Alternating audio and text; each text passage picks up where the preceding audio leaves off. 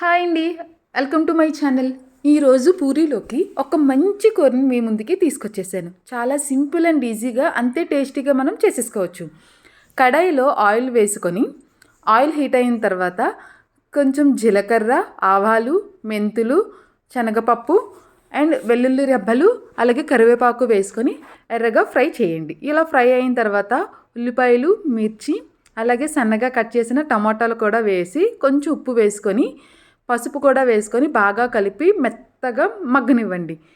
ఇవి బాగా మగ్గితేనే మన కర్రీ అనేది చాలా టేస్టీగా వస్తుంది. ఇవి బాగా మగ్గిన తర్వాత చూడండి, ఇలా ఆయిల్ పైకి తేలింది కదా.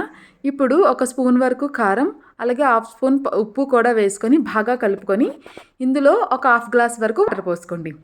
గ్రేవీ అనేది కొంచెం థిక్ కన్సిస్టెన్సీ వచ్చినంత వరకు బాగా కలుపుకొని కొత్తిమీరతో గార్నిష్ చేసుకొని వేడి వేడి పూరితో ఎంజాయ్ చేసేయండి.